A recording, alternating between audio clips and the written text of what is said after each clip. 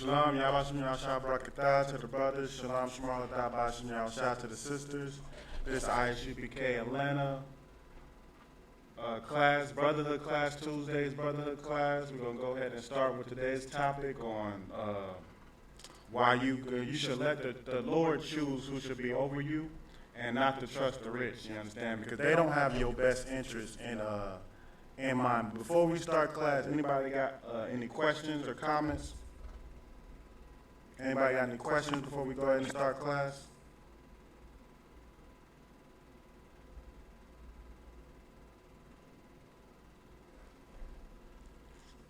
All right, no sweat. You there, young man Willie?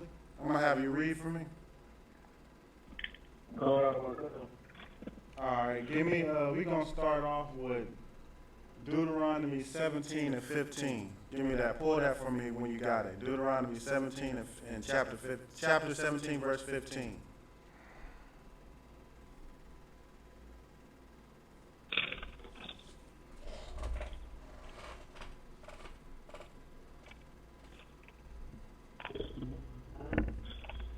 Verse 10. Thou shalt in any wise set him king over thee, whom the Lord Yahweh shall choose. What? Start from the top.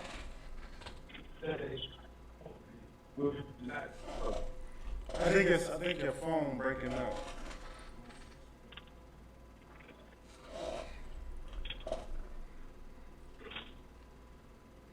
Start from the top again, Deuteronomy 17 and chapter 15.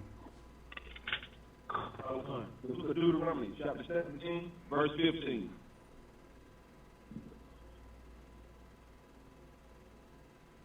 Yeah. All right. Hey, no sweat. Salaki. No sweat. I think your phone breaking up. I'm going to have somebody else read for me just for the day. Kevian, you there? All right, you got that scripture for me? You can read it. Deuteronomy chapter 17, verse 15. Thou shalt in any wise set him king over thee, whom the Lord thy God shall choose. Right, you understand? Stop right there. You said, the Lord said, thou shalt in any wise set him king over thee, whom the Lord shall choose. You understand? Meaning the Lord has to choose who's going to be over Israel, who's going to watch over Israel, who's going to be in charge of Israel. Right now, the only person on this earth that is chosen to watch over Israel is Commander General Yahanna. This is a great scripture, and this is an important scripture for us to know that we can't sit here. Like, this also goes into voting. Like, you can also use this scripture for voting. You understand? Like, a lot of times, you have people, when the voting season, you'll see when, the 2020 elections come around next year. I'm going to probably bring this scripture out again. But you'll see when the voting comes out and people start to elect the next president, if you don't vote, like, everybody going to be wearing a little sign, a little pin clip that say, I voted, and be proud that they voted. And then they find out that you don't vote. They always going to, shun you, act like you did something terrible, like, oh, you're the reason why, Donald Trump is in office because you didn't vote. The whole every vote matters and this, that, and the third. You can't sit here and have a mindset thinking that you're going to vote or you're going to nominate somebody to be over you and they're going to have your best interests at heart. It's just not going to happen, you understand? That's why the Lord said he will choose the one that's supposed to be over us. You understand? Because if we choose our king, what are some of the things that can happen if we choose our own king or choose the one that we want to be over us or to be, somebody to be an advocate for us? What's some of the things that can happen if we choose and not the Lord?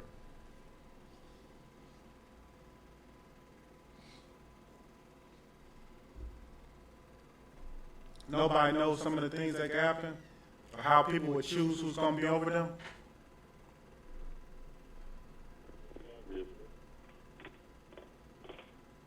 Somebody said Salakia? Yeah, speak up. Just speak up a little bit, but yeah, go ahead. Salakia, sir, because, they can go against the laws, statutes, and commandments of the Bible. Yeah, they'll go against the law, statutes, and commandments. All right, put it like this. Based off of like how our people are in the world, right?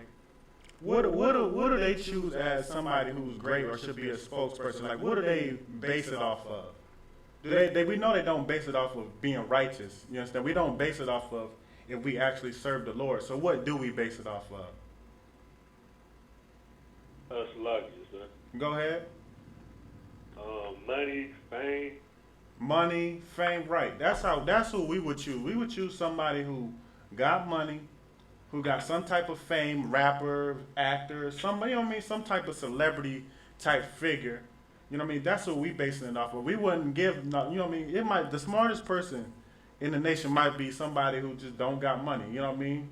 Living in a lower class. We won't even think about nominating him or choosing him to be over us, even though he might be the best person over us because he don't got a certain type of money standpoint. He'll make a certain type of, he ain't in a certain type of tax bracket.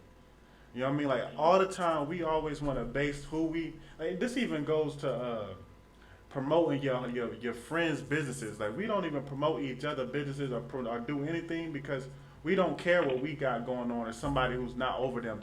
You want advice from somebody who got 7 figures. You know what I mean? That's the only person that you can take advice from.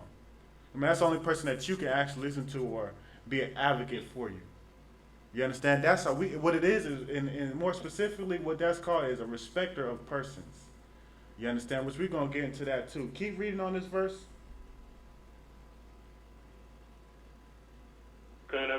Deuteronomy 17, verse 15. Thou shalt in any wise set him king over thee, whom the Lord thy God shall choose. One from among thy brethren shalt thou set king over thee. Right, and then notice stop right there. And notice it said, one that is from thy brethren. You understand? That's the most important part on this. And that's why this scripture also goes into and ties into voting. You understand? Because you got to choose somebody that's from your brethren. Obama is not your brother. None of, Bernie Sanders, Hillary Clinton, all those people who ran for office is not your brother. You understand? But you're supposed to be choosing somebody from your brethren. That's the most important thing. The one that the Lord will choose to be over you is going to be somebody of your nation. You understand? But I wanted to start off with this scripture to show you that you got to let the Lord do the bidding for Israel. You got to let the Lord choose who he's going to set over us. And that one that the Lord chose was Commander General Yahanna. You understand? So we're going to drop that and we're going to get back into what I was talking about with respecters and persons. Give me Romans 2 and 11. Pull Romans chapter 2, verse 11.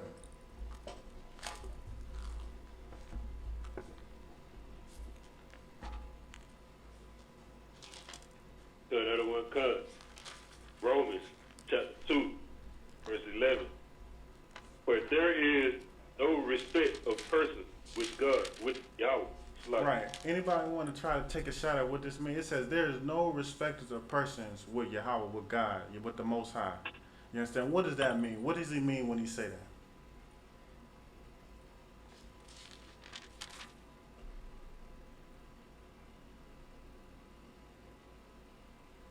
That's a lot, yes, sir.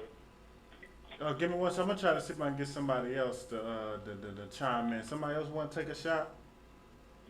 Salakia, sir. Go ahead. Meaning he doesn't care the type of person you are, your standing in life. You said he don't care about what type of person you are, like your status in life? Yes, sir. Right, you understand? That's what it means by not having a respect as a person. He don't care if you got $20 million. He don't care if you got $2. You know what I mean? He don't care if you doing, you know what I mean, you doing all types of things and you all in the limelight and everybody knows you or nobody knows you. You understand? He don't take into account of your status or what type of, you know what I mean, position you hold in life. He bases things off of if you're righteous or not, if you follow him or not. Shalom, Lord Christ, who just called in? Yeah, about shot. I about to get bracket off. That's people are coming. All right, I got you down. You doing Tawab? I'm doing Tawab, sir. All right. Right, but the Lord don't care about what type of status or, you know what I mean, what type of position you hold in the world, man. You understand? He bases things off of if you follow him. If you really trust in the Lord, you follow him, you keep his commandments, that's how you will be brought a base. That's how you will be brought high. Not because you got a good job. You know what I mean? Not because you know people. You understand? That's how you get up in this kingdom. This kingdom you get up by having money, knowing people, you know what I mean, having some type of position, being a judge or a cop. You understand? Then you know what I mean, that's how you give me your authority. Based off of not righteousness, based off of nothing but, you know what I mean, this world, you're lustful, whatever you gonna strive for to get in this world. It ain't based off of if you righteous. You know what I'm saying? That's another reason why people shouldn't feel bad because they only make a certain amount of money. You know what I mean? Like I was watching with the I don't know, somebody seen the memes. You know what I mean? You on Facebook, you always see a lot of memes and stuff. But when that Popeye's chicken came out, or that Popeye's chicken sandwich came out, they had a video. Somebody, I guess they took a picture of one of the sisters. You know what I mean? One of the sisters that was outside sitting on the bench with her head down, like, you know what I mean, trying to take a break because, you know what I mean, all the work that they doing because everybody just coming in and flooding the store around and down the street to get a Popeye's chicken sandwich. And people was like making memes and making fun of her, man. You understand? Like, how you making fun of somebody because they working a job? Like, it don't matter if they work at McDonald's or whatever they work at. Why would you make fun of somebody for working a job? First of all, maybe that's one of the only jobs that was readily accepting them. You know what I mean? We already know that we are oppressing this system, this society that you gotta basically damn near sell out if you want to get a real job. You know what I mean? If not, then you know what I mean. Most High in Christ that you was able to go to school, you know what I mean, get an education and actually get a job in your field, which is a good paying job. But for most of us, you know what I mean, we don't got that opportunity. But if you want to make fun of somebody because they working at Popeyes or, you know what I mean, wherever they working at, the Lord don't give a damn about where you work at. I don't mean that person ain't one of the greatest people on earth. You understand? That person that's working that job could be one of the greatest. I know some of us in here probably got, you know what I mean, we might not work at Popeyes, or maybe we do, but we probably got some job where we only making like 10, you know what I mean, $11 an hour. That don't mean that we a piece of crap because we making $11 an hour. You know what I'm saying? But if you in the world, that people will look down on you because, you know what I mean, you making minimum wage. You understand? But the Lord, He don't have no respecters of people, man, or no respecters of persons. You understand? We're going to get into what Christ said it also, man. Give me James 2:1. Because Christ said it, you already know, anything that the Lord said, Christ followed behind it. And this is reason why I wanted to pull out Christ saying it, because this is what Christians, man. You understand? Christians say that they follow Christ, right? They know they follow Christ, you understand? So I'm going to get it to where what Christ saying out his own mouth, the same thing. You understand? It is no different. There's no changing. That's why it don't make no sense of how Christians do it. Or, you know what I mean? They judge you based off of your job, or, you know what I mean? Hell, they might even judge a preacher based off of how much money he got. They might only see a preacher as an actual man. Don't that what preachers do? Ain't that what your pastors do? Like they judge how much of a man of a God they are based off of their finances. You know what I mean? They feel like if they running a mega church and they got a whole bunch of money coming in, knowing that they suckering the people out of their money. You know what I mean? It's not like you actually doing a hard working job to get the money. You going on the stage and you lying to nothing. You doing nothing but lying to the people so they can give you your money on Sunday so they can feel good about their life, can feel good about all the evil wickedness they doing. You understand? But they judge that off of, oh, well, I got Bentleys and Rolls Royces and all types of cars and big old $1 million house. I gotta be a man of God. God is blessing me with this. Ain't that how they judge things? You know what I mean? Give me, you got that for me, James 2:1? Go ahead. James chapter 2, verse 1. My brethren, have not the faith of our Lord Yahushua, the Lord of glory, with respect of persons. Right. Say that one more time. My brethren, have not the faith of our Lord Yahushua, the Lord of glory, with respect of persons. Right. You understand? The Lord don't have respect of it's talking about Christ here. You understand? And it says Christ don't have a respecter of persons, man. You understand? Read that one more time. Another one comes. James chapter 2, verse 1.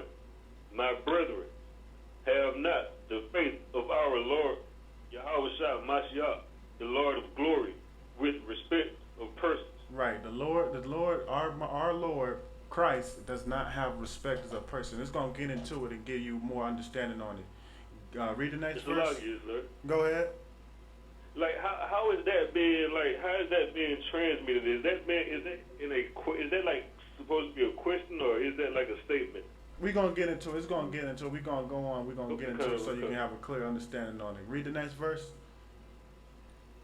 James chapter 2, verse 2. For if there come unto your assembly a man with a gold ring and godly apparel, and there come in also a poor man in vile raiment. Right, so it says, for if there come into your assembly a man with a gold ring and goodly apparel, and there come in also a poor man in vile raiment. Vile raiment means like, you know what I mean, torn up clothes, or, you know what I mean, dirty clothes. It's like how you would see a homeless person. You know what I mean, dirty clothes, worn down. You know what I mean, like they haven't changed their clothes in a while. They don't got a lot of clothes, you understand? But you got one coming in that's the nice clothes, goodly clothes, you know what I mean, looking rich, and one that's poor. Keep going. James chapter 2, verse 3. And ye have respect to him that weareth the gay clothing, and say unto him, Stop right there. Sit thou here in a good place, and say to the poor, stand out there, or sit here under my footstool. Right, so it say, and ye have respect to him that weareth the gay clothing. What is gay clothing? I just want to, you know what I mean, make sure we understand what this word means and what this is talking about, so you don't think something else. Shalom, who just called in? All right, I got you down. All right, we at right now we at James chapter 2, verse 3. Anybody knows what it means by gay clothing? It say, and ye have respect to him that weareth the gay clothing.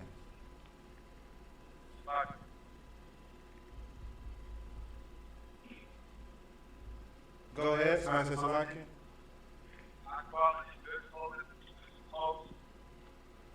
Speak up for me. Like expensive, high quality. You said expensive, high quality. Yeah, it's all right. For time's sake, that's true. You know what I mean? It'll be expensive and high quality, but it's more talking about like bright clothing, like, you know what I mean, flashy. Something, you know what I mean, that's flashy, and I mean, obviously if it's flashy and it's bright, it costs a lot.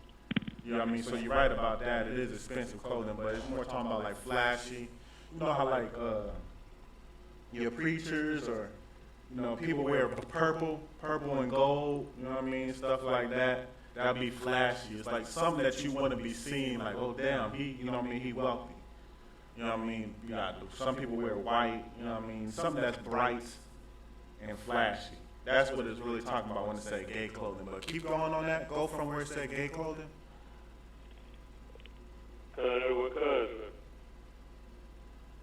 James chapter 2, verse 4. And ye not then partial in. Oh, no, not chapter 4. Read from where it said gay clothing and saying to him. Oh, sluggy, James chapter 2, verse 3. And ye have respect to him that weareth the gay clothing, and say unto him, sit thou here in a good place, and say to the poor, stand out there, or sit here under my footstool. Right, you understand? So you saying to the rich man to sit down here in a good place. You giving him your best chair. You giving him the recliner, the good recliner that go all the way back. You know what I mean? You giving him that chair. You giving him his best seat, the best seat you got right next to the fireplace if it's cold. You know what I mean? You just setting him up to where he just the most comfortable. But then to a poor man, you'll say sit under a footstool, man, or stand here. You won't even let him sit. You won't even let him sit down. You'll say stand there. You understand? That's what rich people do, man. If you ever get, I was watching a movie the other day, or yesterday, you ever get like around rich people and stuff, if you don't look like as prestige as them, not wearing the flashy, expensive, flashy, bright clothing, they gonna think think of you as if you a maid, you know what I mean? Like you might be there to actually, you might actually got invited to the party or to get together or whatnot. And because you ain't wearing what they wearing, they might ask you to get them a drink because they think you a maid, man. You understand? Stand there. You know what I mean? Don't give you nowhere to sit. You know what I mean? If you sitting down, they'll tell you to get up. Somebody else about to sit there. You know what I mean? If you do that, keep going. Read verse 4. James chapter 2, verse 4. And ye not then partial. Like, is that correct, sir? Yeah, are ye not then partial? Mm-hmm. Okay. Verse 4. And ye not then partial in yourselves, and are become judges of evil thoughts. Right. If you do that, are you not then partial and partakers of evil? Wouldn't you be evil? Do you have respect as a person? If you're going to value somebody's riches, what does that show about you if you do something like that? That's a question. Like, obviously, you have respect as a person, but what is the problem with that?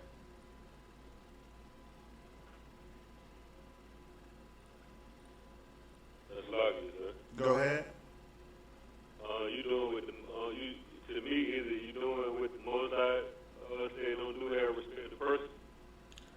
Well, I mean, yeah, all right.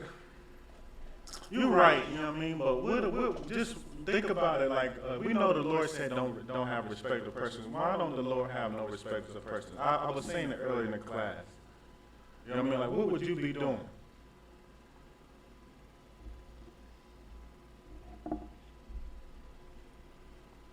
Sir. Go ahead. It seems like we'll be doing the same thing Pharisees did back in the day. Which is? They were charging people who wasn't doing the law, not as equally as people who do the law. Well, that's true, but in this case, that's true, but in this case, say if you did that now, you wouldn't be, you know what I mean, charging or, you know what I mean, you wouldn't be doing no, you know what I mean, carrying out no laws on nobody or something like that. So what if you did it now? Like, what would you be doing? Like you're right, the Pharisees is a good example, but what was they doing?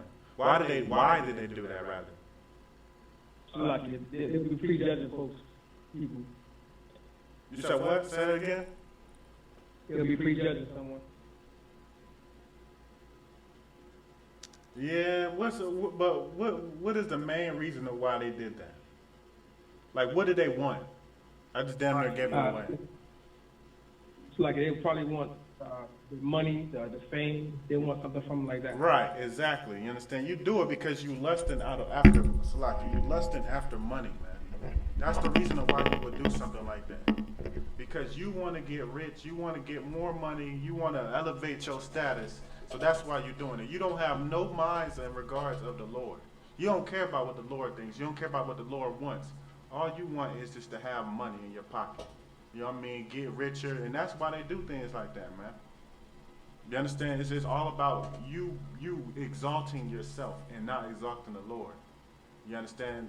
Nothing, the Lord gives you everything, man. You understand? You can't have a mindset of you just about to get it on your own and, you know what I mean, you're going to be handy-dandy and you all by yourself. You don't need the Lord. You know what I'm saying? When you do that, that's what you practically saying. You understand? That's why you shouldn't do that. But keep going. Is it more than that? So that was the end of verse 4. Yeah, give me 5. Give me 5. James chapter 2, verse 5. Hearken, my beloved brethren, has not rich in faith and hearers of the kingdom which he has promised to them that love him. Right, hearken, my beloved brethren. Have not God chosen the poor of this world? You understand that? And that's another reason why you shouldn't do it. You understand? Because if that was the way that things are supposed to be, and say if God had actually approved of that, then we right now would not be the chosen children of the Lord, man.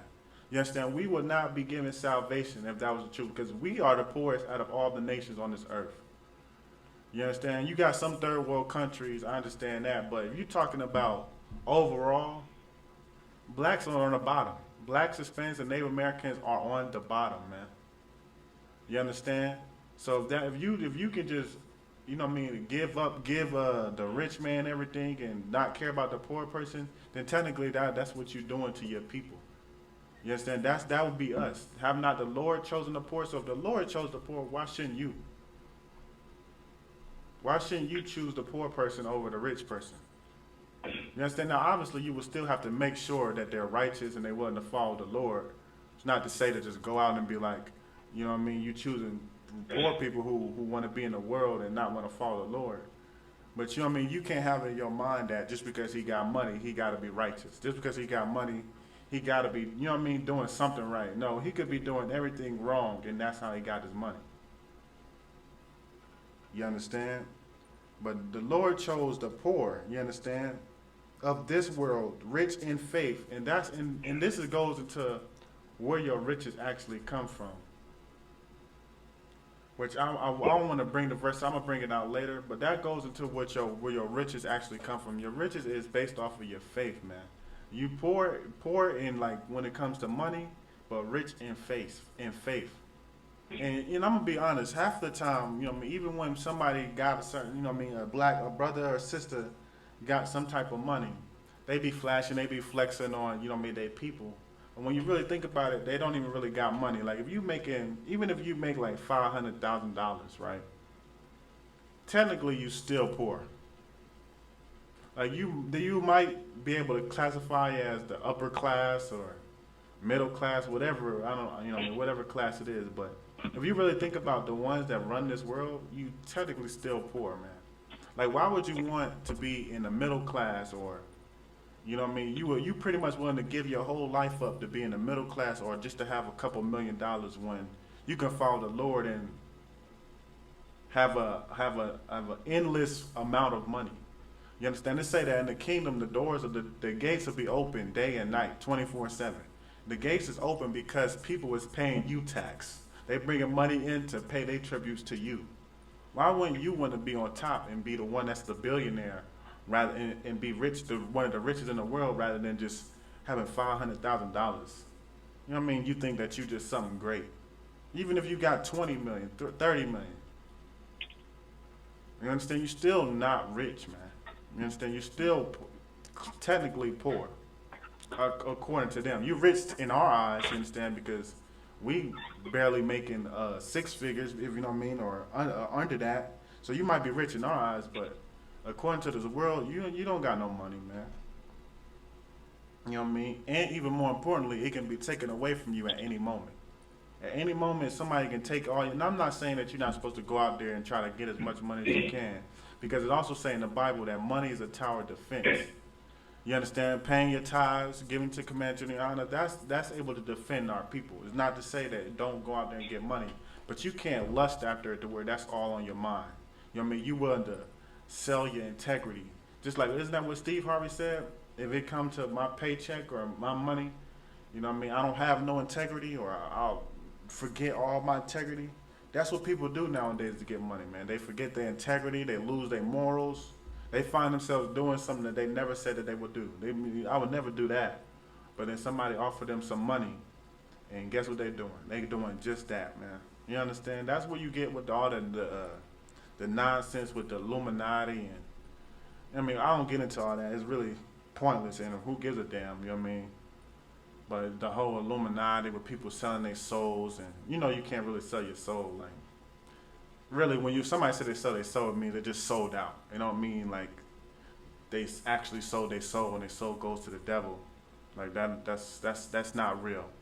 But what it means when they sell their soul means that they sold out. They lost all their morals, man. You understand? They doing anything for a check. They doing whatever they can for a check, and they don't have no control over their life. That's what it means to sell your soul, man. You understand? Somebody else is running you like a damn puppet. You having sex with animals and doing homosexual stuff, and you know what I mean, whatever they doing. I mean, I'm not gonna get into it, but whatever they doing, that's selling out. You just a sold out. You know what I mean? You doing stuff to hurt your people, and you don't give a damn about your people. That's selling your soul. You understand? Not no physical exchange to where the devil is collecting souls. That's a bunch of nonsense. You know what I mean? But that's what you'll find yourself doing if you lusting after money. You know what I mean? You won't have no regards to the Lord in your mind. You understand? Give me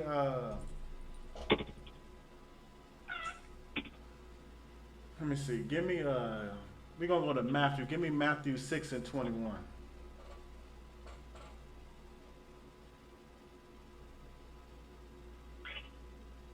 Pull up Matthew 6 and 21. We're gonna get into why we're gonna get right now. We're about to get right into the subject of why you can't trust these rich people that's over us. Like, you know what I mean? You got I know the generals talked about it a lot or a couple of times, but you got like people like Jay-Z.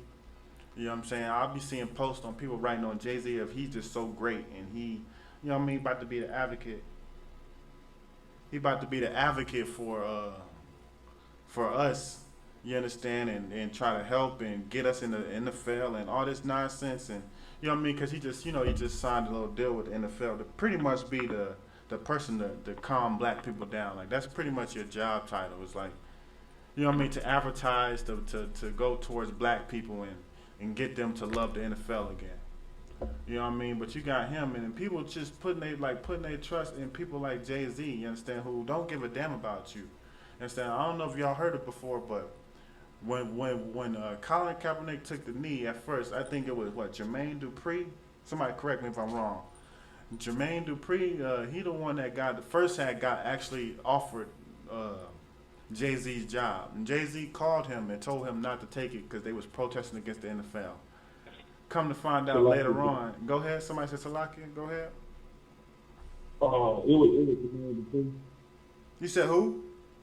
It was Jermaine Dupri. It was Jermaine Dupri, right? Jermaine Dupri, you know what I mean, got the job offer. Same thing in him, and he turned it down because Jay-Z called him and told him that, you know what I mean, we protesting, don't take no job from them, don't do that because it'll hurt the protest. But then, meanwhile, a couple years later, maybe a couple years, 2 years later, he accepts the job. You know what I mean? Then the first thing he says is, we move past kneeling now. We past kneeling.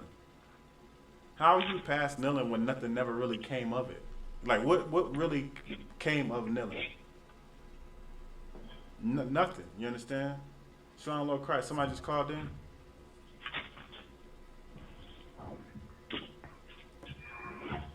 All right, no sweat. What really came of kneeling, man? You understand? Nothing came of kneeling. We ain't got no black owners in there now. You know what I mean? We don't got, you know what I mean, the black NFL, and I don't really care about the NFL. I'm just be honest. You know what I mean? But you know what I mean? We ain't got no black owners. We ain't got no black leaders. Period. You know what I mean? Hell, Colin Kaepernick wasn't even able to get a job again. You know what I'm saying? But he said we moved past kneeling. You know why he said that? Because he's a businessman, and that's what people were saying. Like, people literally will tell you that. They're like, well, he's a businessman, that's why he did it. Right. You know what I mean? So why are we looking at him as an advocate for black people, as if he's about to be a leader for black people when he's a businessman? That's what he does. All he cares about is his pockets, man, his money. You understand? You got that for me? Give me Matthew 6 and 21. What's up? Matthew chapter 6, verse 21. For where your treasure is, there will your heart For where your treasure is, there will your heart be also. Right. For where your treasure is, there will your heart be also, man. You understand? People's treasure is their money, man. They financial standpoint. That's where our people, you know what I mean? Obviously it's the other nations, but we talking about specifically our people. Our treasures is our money, man. You understand? That's what Jay-Z cares about. He cares about his bank account. You know what I mean? Like, even when he do stuff for black people, because people try to, like, I've seen a little, you know, posts and comments of people talking about it. Even when, like, you know what I mean, you got some of these rich people, they'll do something for the black community, quote unquote. You know what I mean? But even when you realize what they're doing and how they do it, it's like, okay, they will give scholarships. You know what I mean? Like, okay, they'll give scholarships. I'm not saying that's a bad thing. You know what I mean? Nice. You gave some black people some scholarships. But if you notice, they give these scholarships to people who already are well off. You know what I mean? Like, they don't go to people who actually need it and who have no way to pay their college and give it to them. Or, you know what I mean, didn't even think they was going to be able to go to college and give it to them. They give it to people who already prestigious, already know they going to some good college, already got parents to pay for it. It's like they pretty much keep the wealth within the rich black people. You know what I mean? The rich of what they doing. You understand? They don't go to the poor. You know what I mean? Or you got like people like T.I. who you know what I mean, on Thanksgiving, he'll give out turkeys on Thanksgiving. I mean, first of all, we're not supposed to be celebrating Thanksgiving, period. So that's already one strike. And then on top of that, it's like you got people that's hungry 364 days out of the year. Just one day you go and you get some turkeys and you know what I mean, you care about black people. You understand? It's just they only do pretty much what it's getting at is they only do things to benefit themselves, to make them look good. It's not to actually help out, it's not actually because they care, it's to only make them look good. You understand? Because they've received some type of recompense back from it. Whereas if more people want to listen to their music or watch them, or more people are helping them out, or do you know what I mean? Just being a protest for them, being someone that's pretty much lifting them up and promoting them. That's the only reason why they do it. You understand? But read that verse again, Matthew 6:21. Show that one come. Matthew chapter 6, verse 21. For where your treasure is, there will your heart be also. Right, for where your treasure is, there will your heart be also. If your treasure is the Lord, you understand? You trusting in the Lord, your treasure is the Lord, and what you want to do is in the Lord. That's where your heart's going to be, man. Your heart's going to be after the Lord, and you're going to be doing everything you can. You understand? But if your treasure is in this world, is getting rich, then you're going to do everything that you can to get rich, man, including selling out your people. These rich people do not care about black people. I can be the first to tell you. They might say it, they might check-in job, they might, you know what I mean, act like they do as much as they want, but in all honesty, they only care about their riches. If you take their riches from them, you will see that they don't care about no black people, man. You understand? They just know, everybody just know that one of the main ways to be successful or popular, or what is the word I'm looking for? Out there, you know what I mean? Like people know you, is to get the black community behind you. Like even the oppressor knows it. You said when every time they do an election, running for office, they always in some way, specific people always try to go to the black community to get their vote, because they know that's why it's like if the oppressor of a so-called white person don't vote, and nobody really cares. You know what I mean? It's just like, okay, well, whatever. But if a black person don't vote, it's like the end of the world. Our ancestors fought for this right. How you not going to vote in? They fought for this right, and you're trying to make some changes. Why you know what I mean? It's like the end of the world when a black person don't vote. White people don't vote, it don't even matter. You understand? That's because we need to realize that we need to trust in the Lord, man. You understand? Everybody knows that you got to get black people behind them to be able to do anything. It say in the Bible, we are the salt of the earth. You know what I mean? That's how people benefit in this earth, in this world. Getting the black people behind them, you know what I mean, supporting them, advertising them, promoting it, all on social media, everywhere. And then that's how they end up being rich. Even the Popeye's chicken sandwich, I probably said it before, but they said they saved $23 million in advertisement because of black people. You know what I mean? And that's what the rich know, period. Whether you a heathen or you of our nation. They know that if they can just get black people behind them, they'll be exalted, man. You know what I mean? They'll be famous, they'll get what they want based off of the black people. Like even that's why a lot of artists, like they do music or they do whatever they want to entertain black people, to get them as a fan base. Like, you know what I mean, Cardi B's and Megan Thee Stallions, they doing all this, you know what I mean, this whorish activity and stuff like that. Meanwhile, they married or they got a boyfriend, or you know what I mean. But they promote it because they know once black people get behind it, they'll get richer, man. You know what I mean? It's all a damn gimmick. You understand? But where your treasure is, that's where your heart is going to be also. And that's why we need to realize that our treasure is in the Lord, man. You know what I'm saying? It say in the Bible, all throughout the Bible, eyes haven't even heard what the Lord has in store for us for his kingdom. That's where your treasure should be, getting in the kingdom of the Lord. You know what I'm saying? Because then that's when you will be greater than all these people on this earth, man. You understand? You will be the one handing out food stamps and handing out loans, and you know what I mean? You're going to be the one doing all that, not begging to get one, or selling, or forgetting your integrity and forgetting your morals just to be able to get it. You understand? Give me We're going to jump to 1 Timothy. Give me 1 Timothy 9 and 11. Oh, so, no, 1 Timothy chapter 6 and start at verse 9. Anybody got any questions so far?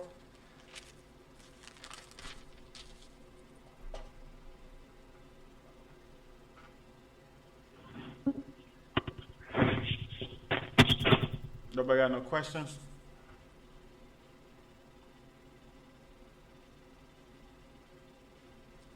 All right, give me 1 Timothy chapter 6, start at verse 9.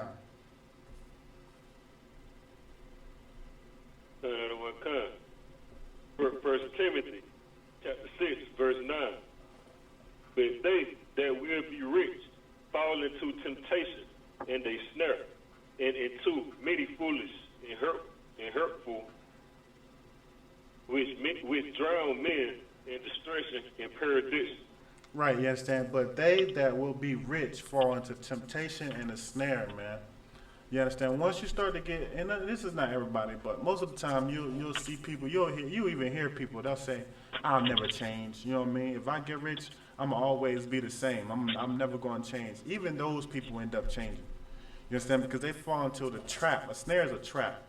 You understand? They fall into the trap and temptations of money. Once they start to get the money, they'll actually start to change, man.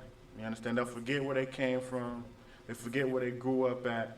You understand? Because that lust for that money is causing them to fall into perdition, man. It's causing them to fall into sin. It's causing them to do whatever. They feel like they can do whatever they want. You know what I mean? I could buy whatever I want. I can go wherever I want. And that ends up taking over their body. They lose sight of what they actually had. You know what I mean? What their morals was, or what they actually, you know what I mean, their integrity was. They start to lose sight of it. That's why you hear what, A$AP Rocky?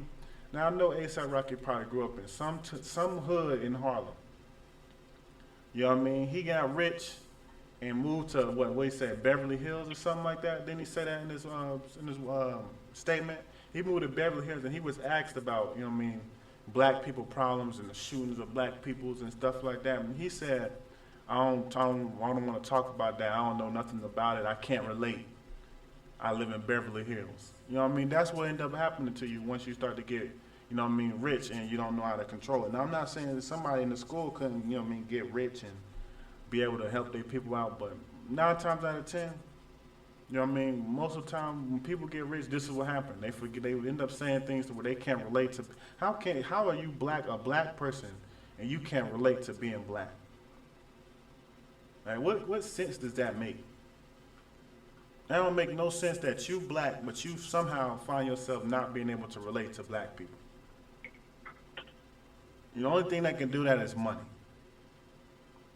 You know what I mean? Like, it was just like the general said in yesterday's class. Jay-Z, when he has a picture, like, because he recently said the reason why black men are getting shot out here by cops is because they have no father. You understand? As if we weren't getting shot for 400 years. You know what I mean? We weren't getting hanged, killed, all types of things for 400 years. It ain't have nothing to do with them not having a father. It's the oppressor is out to kill us. That's simply what it is. But the reason why he can say, go ahead, somebody said Salakia? Unless for white women can call that same mentality. Right, you understand? Say that one more time. Say that one more time, man. That was so heavy.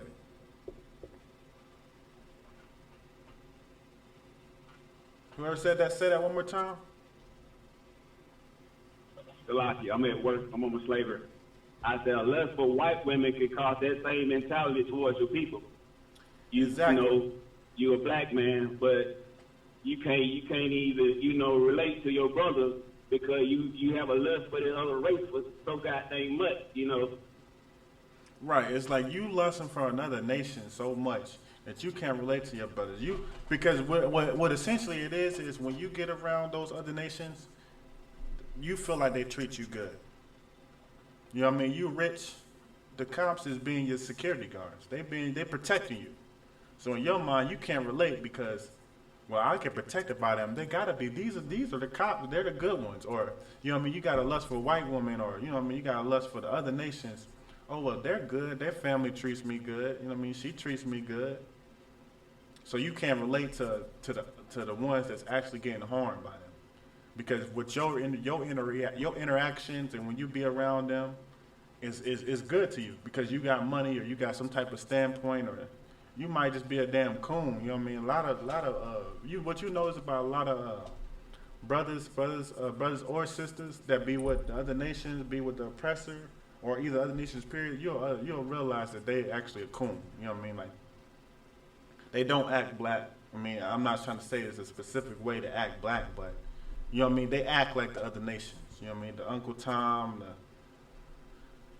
you know what I'm saying? You damn near would assume that they was white. You know what I mean? You know they grew up around the oppressor. They grew up around white neighborhoods. You know, the good suburbs, the good neighborhoods. Those most of the time that be, because in order to be with them and even be accepted by them, you got just damn near like you got to forego your culture and take on theirs, and you know what I mean, be with them. You know what I mean? You just damn near you have to. There ain't no way you can fit in and be with them and still be you. You have to, what's the word? You have to conform, man. You have to. There ain't no way you can be with them without conforming. And that's why they can't relate, because they done conform. Go ahead. And that was if I could, sir, I think that was the perfect word, conform. Because, you know, and I think I don't know if I heard on the grill or in the class, a previous class, but where someone mentioned about Jay-Z sitting down with, I forgot the oppressor name, but, you know, he's sitting down with them and learning stuff from them and looking up to them. He was being conformed, you know what I'm saying, because he admired them. He didn't admire Yahanna or none of the prophets in the Bible, even none of the black men that, you know, came up in slavery that was on Black Wall Street. He didn't look up to them. He looked up to the oppressor. Right, you understand? And you got to. I mean, you know what I mean? You gotta conform, because the minute you think that that's exactly right. Because the minute you think that you're gonna come out and you're gonna be an advocate for black people or say something that actually helps black people, they gonna kick you out the door. You done lost your, you know what I mean? You done lost your position. You done lost everything that you thought that you had. You done lost it just like that. You know what I mean? If you're not doing what they want you to do, and you're not, you know what I mean, promoting them, you're gonna lose it, man. You can't actually be out here in this world and be all in what's the word for it? Politics. You can't be in politics. You know what I mean? The police force or any type of thing like that. To think that you're about to be an advocate for black people, and they gonna let it happen. You know what I mean? Like, it's just not gonna happen. You're gonna have to conform, and you're gonna have to lose. You know what I mean? Lose all morals, all everything for your people. You damn near don't care about your people. I mean, you understand? You damn near don't care about your people, and it's all because of your lust for money, man. Because you wanted to be rich. And it's so crazy because, as a matter of fact, I got a scripture for that. Give me we're gonna skip and go to. Give me Proverbs 62 and 10. Give me Proverbs 62 and 10, man. You understand? It's a perfect scripture for this. Proverbs 62 and 10. You understand? Because when you conform, and they don't realize that when they conforming, you understand? You like when it comes to the oppression, they can just get rich. You know what I mean? They got you know what I mean? I guess I can say what they call white privilege. You know what I mean? Like, even if they got the, give me 1 second. Even if they got the worst credit score, or, you know what I mean, they live in a trailer, they still can, you'll find themselves still going out there and getting more that you can in loans and stuff like that just because they white. You understand? But when you a brother or a sister, you got to realize that in order to be able to get that, you have to conform. You have to, in essence, trust in them. Like, you putting your trust in them. That's why the scripture is perfect for it. Go ahead. You about to say something? Somebody said Salakia? Yeah, kind of. What's the scripture again? Oh, Proverbs 62 and 10. There's no 62.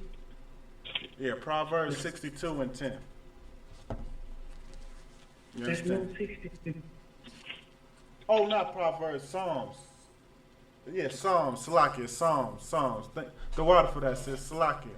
It's Psalm 62 and 10. Psalm 62 and 10. Kind of what comes, sir.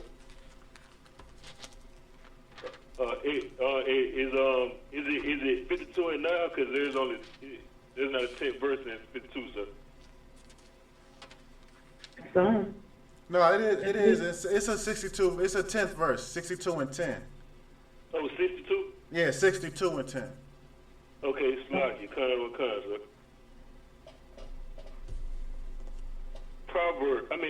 Slocky. Psalms, chapter 62, verse 10. Trust not in oppression. Right, you understand? Become Stop not right vain. there. It say, trust not in oppression, man. You understand? Like, you thinking that you being with the oppressor, the one that's oppressing your people, you thinking that because now you don't reach a certain tax bracket that you can't relate. You don't got to deal with it. You know what I mean? You ain't got to worry about it. It don't bother you. You're not affected by it, right? That's what they think in their mind. They're not affected by it. You understand that? But when you don't understand that, when you do that, you are trusting in oppression, man. You understand? You will only go so far. You know what I mean? Even Oprah, you understand? She, you know what I mean? You'll notice that some of the black people is actually some of the richest people in the world. You know what I mean? And there's a reason why. It's because they're used to put down and oppress black people. Like they essentially become the oppressor. Because the things that they're saying is an advocate for our destruction. Like Oprah when she said, shout your abortion. Like, oh, y'all starting to feel bad about abortions? Okay, we're going to use Oprah. You know y'all look up to her. She's the richest black person in the world, right? I might be mistaken, I'm pretty sure she's the richest black person in the world. They coming out with a campaign called Shout Your Abortion.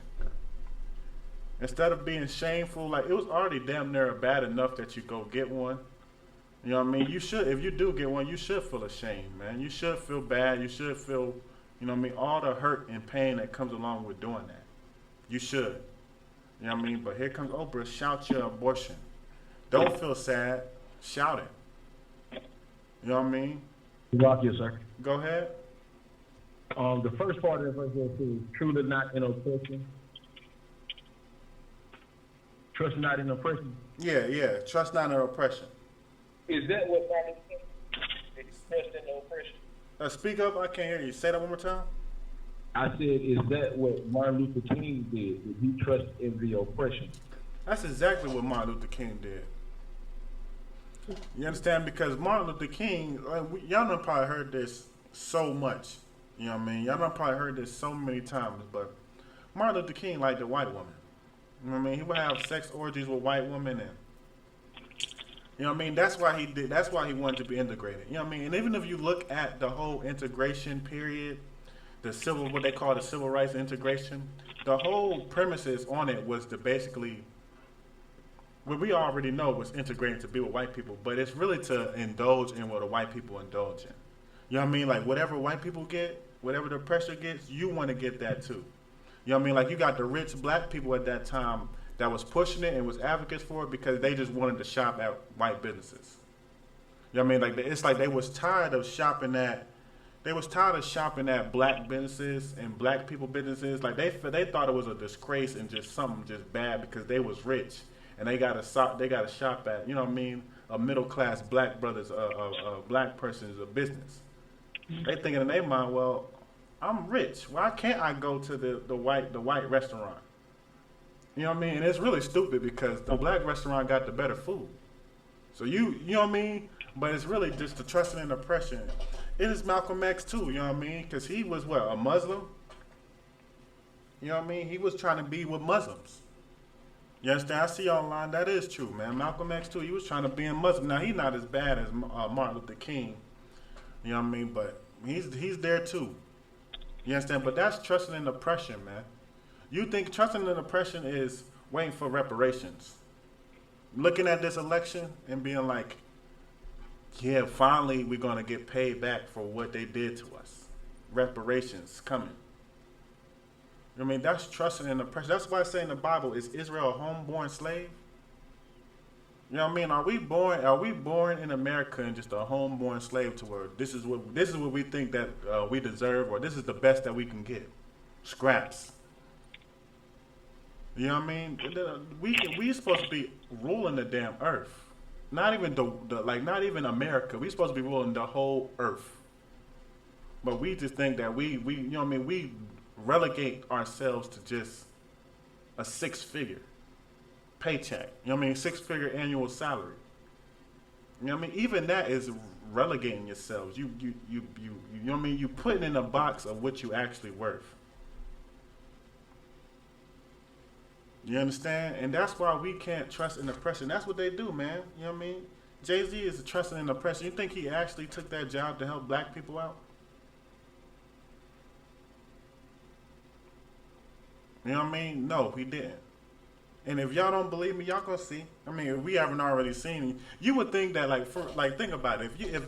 If somebody that really cared about black people was in that position, just like the general said, the first thing that he should have and would have done is get Colin Kaepernick a job back. I mean, you would think that that's the first thing to do. Okay, let me get him back a job. You know what I mean? Let me fight for black people to have the right to be able to stand up for themselves more. I mean, express themselves. You know what I mean? It's damn near under the Constitution. But no, we're past kneeling. I mean, don't kneel no more. That's what he's saying. He's practically saying, don't kneel. The same thing that the oppressor said, don't kneel. You know what I mean? He don't care about black people. He's trusting in oppression, man. Keep going on that verse. Sir. Psalms chapter 62, verse 10. Trust not in oppression. Become not vain in robbery. If riches increase, set not your heart upon them. Right, and become not vain in robbery, man. You understand? Don't think that, you know what I mean, you just so clueless that you don't understand that you still being robbed, man. Or are you doing the robbing? You understand? You robbing yourself of your integrity, first and foremost. You know what I mean? That's why I say that. And then just read that last part. Say, hold on, so I can say, and if your riches increases, set not your heart upon them. Meaning, it's not bad to make money. Like, I don't want y'all to think, I can't make money. You know what I mean? Because some of the sisters out there, they know how to get money. They know how to get bread. They know how to go out there, get that good job, and make money. Brothers too, but a lot of times it'll be the sisters. You know what I mean? That's a good thing. You know what I mean? You can support your family. You can, you know what I mean, support your people, the school. You can do a lot of things with it. You know what I mean? But you're not supposed to set your heart upon it. That's what the problem comes in. To where you thinking that, you know what I mean, you something, or you know what I mean, you elevating yourself based off of how much money you make. Or all you do is just care about making money. You know what I mean? Like, if you making money and that's your main focus, but you giving to the school, you taking care of your family, you taking care of your household, your main mindset is not off of making money. Your main mindset is actually off of taking care of your family. You know what I mean? You just know that you got to do all this stuff to get an excess amount of money to be able to do it. You understand? But other people got it backwards. They willing to sell out and do everything just to get money. And they find themselves with an excess amount of money that they just hoarding. You know what I mean? They hoarding, holding on to it. Like, isn't it a saying where the rich people really be cheap? Like, the rich people be the ones that be cheap. Because they hold on to their money. They hoard their money.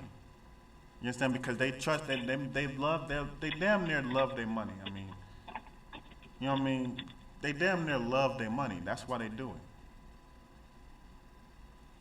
You understand? But it say, trust not into oppression, man. And that's why I wanted to bring out that verse.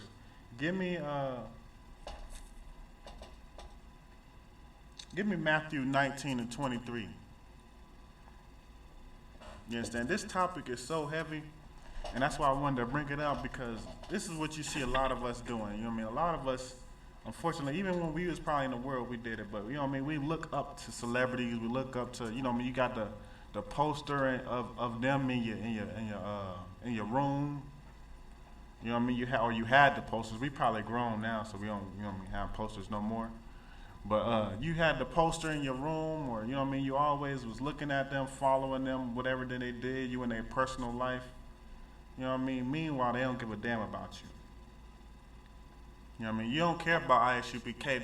Even us in the world, we don't care about I.S.U.P.K. when we walk past them and they teaching on the street or they doing a class. But as soon as Jay-Z or somebody, you know what I mean, famous say something, it's just like, oh my God, you know what I mean?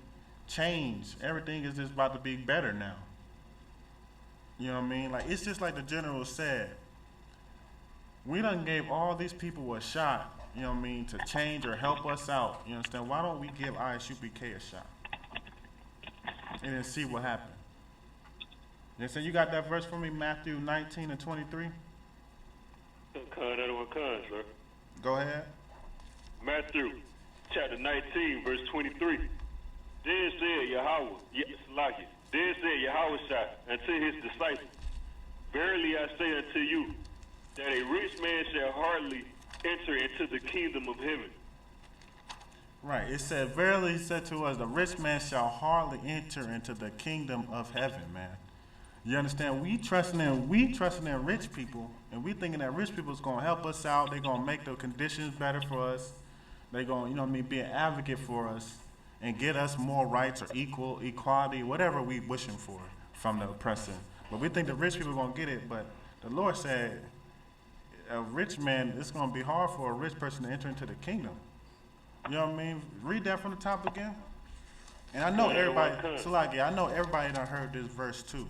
And this verse is so heavy, you understand? Because even when you was a Christian, you heard this verse. But did we really know what it meant, or did we understand it? You understand? That's why I wanted to bring it out. Read from the top again. Matthew chapter 19, verse 23. Then said Yahweh unto his disciples, verily I say unto you, that a rich man shall hardly enter into the kingdom of heaven. Why should the rich man hardly enter into the kingdom of heaven? That's a question. Anybody know why a rich man shall hardly enter into the kingdom of heaven?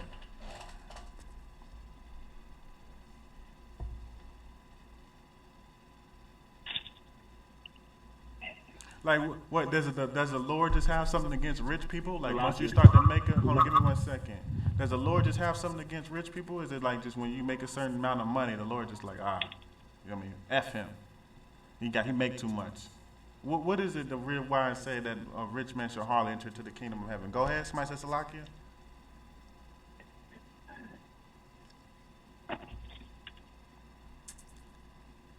Somebody says Salakia, go ahead.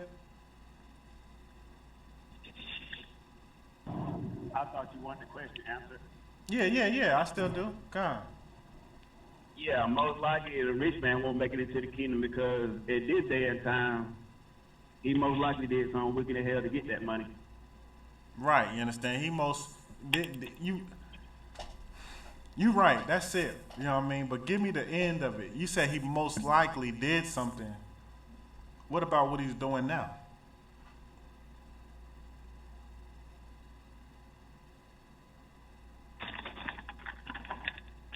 You understand? The brother's right. He most likely did something. Oh, go ahead. Hey, I was doing a little too much. I got caught up in this traffic jam. I'm driving. I'm sorry. All right, no sweat. Ain't no sweat. You wanted to respond, or are you too wild? I'm too wild. All right, you understand? He most likely did something to get the riches. Even more importantly, he's still doing something, man. And even more importantly, right, I see that online. That's really what I wanted too. It's because 9 times out of 10, he loves his money, man. You know what I mean? He don't love the Lord. That's why it should be hard for a rich person to enter to the kingdom, because they love this off of their money, man. I done worked this hard, I done did this, and done did that, and they can't do away with the money. That's why when Christ came, he was telling people that wanted to follow him to go and sell your riches. Go and, you know what I mean, get rid of your money, give it to the poor, sell your house, sell everything that you have, and get rid of your money and follow him. A lot of people couldn't, most of the people couldn't do that. Not even a lot. Most of the people could not do that, man. It says, sell my house, my horses, my land, and just give it away? Nah, I can't follow you. You understand? That's because they love their money more than they love Christ and they love the Most High. You understand? They didn't realize that if they did that and followed Christ, their reward would be way greater than what they had then. You understand? In essence, it's hard for us to understand, you know what I mean, what'll be laid up for us in the kingdom, because none of us really had no rulership. You know what I mean? We didn't, you know what I mean, and when we born in these days of times, we really don't know what it's like to be rich and have rulership and just be over stuff, you know what I mean, have authority. We don't know. So when we get it, we don't know how to handle it. We think that this is the best that we can get. You know what I'm saying? Once you get a little taste, you think that that's the best that you can get. Not realizing there's a whole kingdom that's laid out just for you. You know what I mean? Like in this kingdom, anybody can make it. In our kingdom, only Israel will be able to actually make it. You know what I mean? And all Israel will be making it. You know what I mean? Like there's a kingdom laid out just for us. But that's because we don't understand. We don't have no idea. And that's why the rich man shall hardly enter into the kingdom, because all he care about is his money, man. You know what I'm saying? He don't care about the Lord, what the Lord say, what the Lord tell you to do. You don't care about following orders. None of that. You know what I'm saying? Read the next verse. It gets even more specific into it of how hard it is for a rich man to enter into the kingdom. Read the next verse. Matthew chapter 19, verse 24. And again, I say unto you, it is easier for a camel to go through the eye of a needle than for a rich man to enter into the kingdom of Yahweh. Right, like I said, I know we all heard this verse before. Anybody know what that means? It says it is easier for a camel to go through a needle of an eye than a rich man to enter into the kingdom of heaven. Well, goddamn, you know what I mean? Anybody know what that means? Anybody want to take a shot? Salakia, sir. Salakia, sir. Is there somebody that said Salakia that didn't answer before?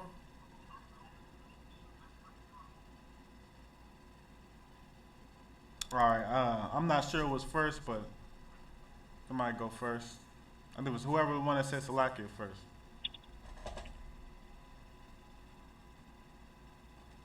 Call out of one call. It's hard for a camel to go through the eye of the needle anyway. So, I mean... Salakia, you can speak up? There is no way possible for a camel to go through an eye of a needle. Right, but what... Say again? No, go ahead, keep going.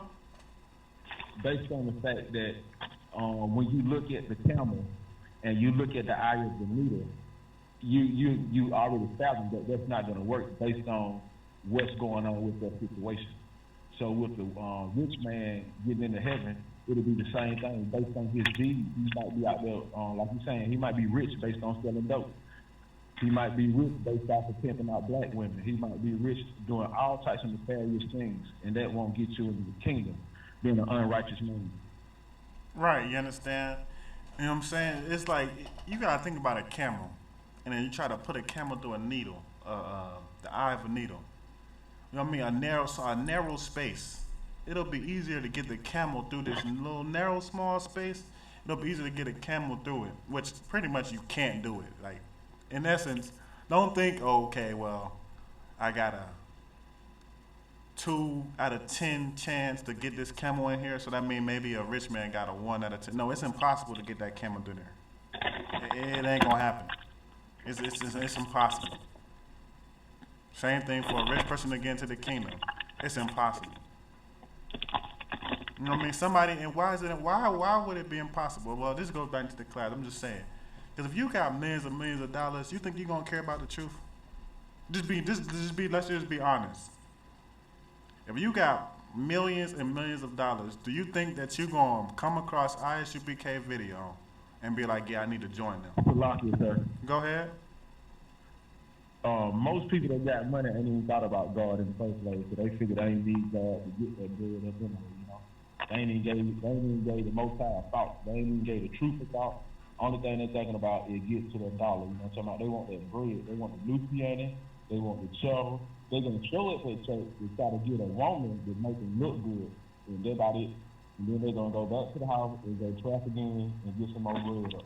But they ain't really thinking about anything righteous. They think about their own selfish pride and ego and all that crazy. That is exactly true. And they also think about Jesus. I want to thank God first. You know what I mean? To them, they already following God. That's how they got their money. You know what I mean? And the brother's exactly right, man. They ain't gonna think a second about. I mean, because as a matter of fact, if you look at some of the old camp speakers, we done, you know what I mean? We done talked to some of the rich people. You know what I mean? Mike Tyson, Waka Flocka. You know what I mean? We not talk to them. You think they give a damn about what we saying? No. Even they thought about it a second and be like, okay, maybe I should actually join them. Maybe I should actually become a servant of the Lord. No. It's because of that money, man. They got to get to the money. They got to get to the bread. They got more important things. To them, they got more important things to do. It ain't nothing more important than serving the Lord. But to them, they got more important things to do. You know what I mean? And also, just to add on top of it, they serve Jesus. You know what I mean? Thank God. If it wasn't for Jesus, it wasn't for God. You know what I mean? They do it with the little kiss, the cross, look up to the sky. Yeah, in their mind, they serve God. You know what I mean? That's how they got what they were. God wanted them to be a football. And you got to think about how simple that is, too, man. God wanted me to be a football player and make millions of dollars. Like, why the hell would God care about football? Like, anybody can answer this question. I'll be surprised. You know what I mean? I would damn near, I don't know. This is going to be surprising. But why would God care about football? Salute, sir. Yeah, that's true online too. They ain't ready to be held accountable. That's exactly true. You understand? They know all the things they did and they're not ready to. That's a lot of it, but that's not even just rich. That's just us in general. But that's exactly true. You know what I mean? They don't want to be held accountable for what they did. They want to believe in Jesus like they didn't do nothing wrong, or they can just be forgiven and not actually have to face with what they did. They don't want to face the fact that they sold their people out. You know what I mean? That they lost their morals. They don't give a damn about that people. That's exactly right. That's a good comment right there. But somebody said, Salakia, go ahead.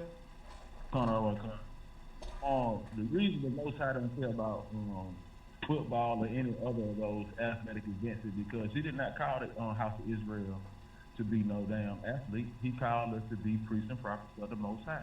That's damn right, man. The Lord, it is nowhere in the Bible you can find the Lord say, yeah, man, I called y'all to be the greatest athletes of this earth. But the Lord don't give a damn about no football, no basketball. So how is you going to sit here and say, oh, well, if it wasn't for God, I wouldn't have been drafted? God don't give a damn about if you got drafted by, I'm just be real, you got drafted by hard work. You got drafted by your father pushing you to the damn limit and pass it. That's how you got drafted. You grew up playing it. You know what I mean? That's what you put your heart into. You got drafted because of your own talents. I mean, this is what it is. You got drafted because of your own talents. You was good. It ain't got nothing to do with the Lord. The Lord don't give a damn. He ain't, I'm going to make your body structure like this, and so you can be, the Lord don't give a damn about you being drafted, man.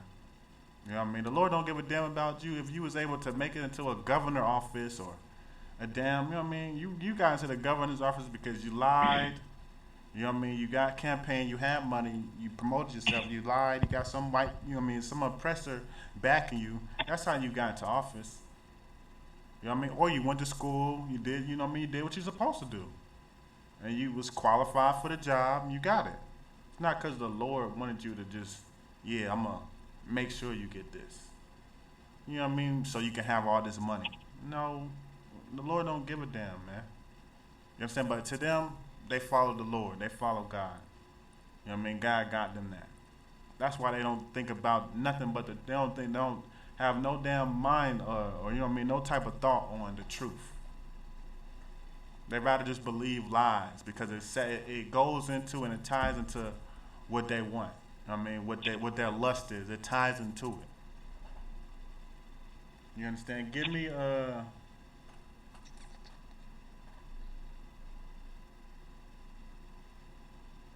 we're going to go to 1 Timothy. Joe, go back to 1 Timothy chapter 6, but we're going to go to 17. Jump to verse 17.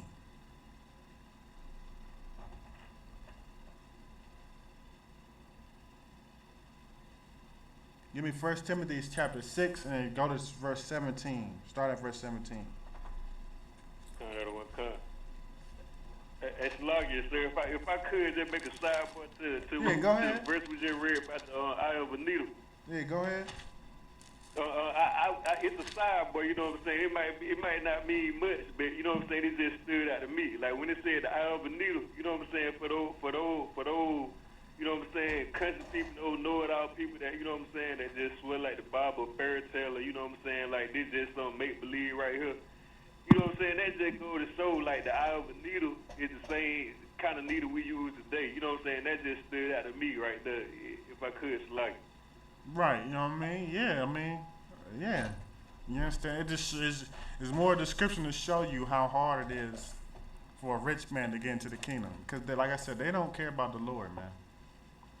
It's about them getting bread, them getting paper, and them doing whatever they want to do in the world. You know what I mean? Like, you think about if somebody got millions, you would think that they can do whatever they want, right? I mean, damn near you got millions, you can buy whatever you want, you know what I mean? You gonna get whores, that's what the whores like, they like money, you know what I mean?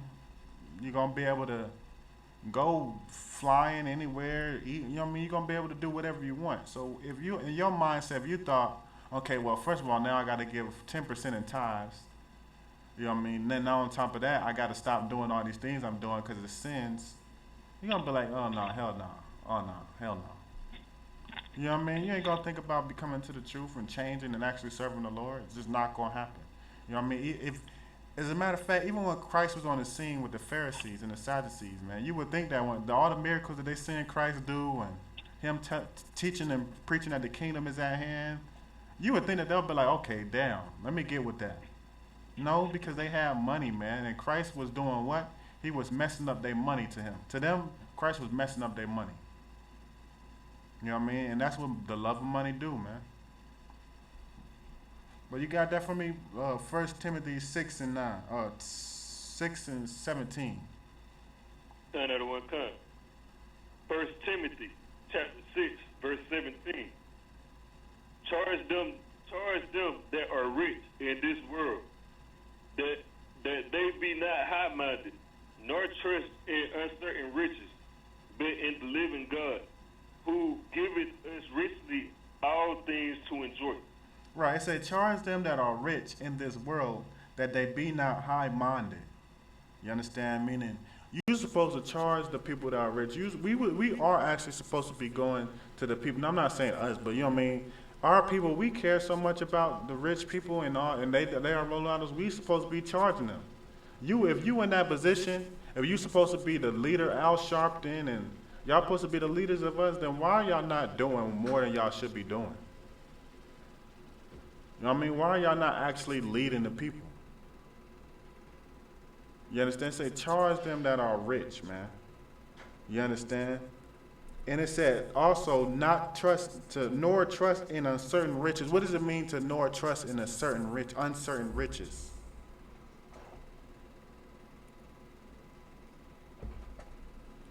Going out of one to like it. Go ahead. What that means is what you've been talking about all night. Don't live your expressions. Don't seek out the riches of the world. You know, that's what that's talking about. It's talking about this money, this filthy lucre we call money, the corn, the gold, the silver, the platinum, the jewels, all that. Don't put your faith in that. Trust in the Most High. He got what you need. Right. That's exactly right. But it also say uncertain. What does it mean by uncertain? The uncertain part means that it's not for sure that it's going to be here always, that the Most High going to be here forever. Right, you understand? That the Most High going to be here. Right. You know He's going to be here. Exactly, you understand? Meaning, it's uncertain, man. Any day you can lose all your money. You know what I mean? You trusting in your money, like, oh, I just got this certain amount of money, I'm good. Man, the stock market could trash, and the stock market can crash, and all your money gone. Like, you know what I mean? Something can happen and you just lose all. You can die. Your money gone. You know what I mean? It's uncertain riches, dude. That's when you trusting in money, thinking that money's gonna get you out of every situation that you in or predicament. You ain't gotta go through nothing because you got money. That's you trusting in uncertain riches, man. You understand? As a matter of fact, you ask Bill Cosby and R. Kelly and people like that if their money matters. You know what I mean? Like they gonna find themselves broke if they ever get out of jail, man. You don't got no money no more. You know what I mean? They took it all away from you. You understand? That's what I mean by don't trust in uncertain riches, but in the living God who giveth us richly all things to enjoy, man. It's of the Lord that gives you your riches. Ain't nobody can compete with the Lord's riches either. Go ahead. That kind of put me in the mind of Steve Jobs, who had all that money and was sick, but he couldn't save himself, and he died. Exactly, man. You understand? That's exactly right. You understand? You got the next verse, read verse 18. Another one comes. 1 Timothy chapter 6, verse 18.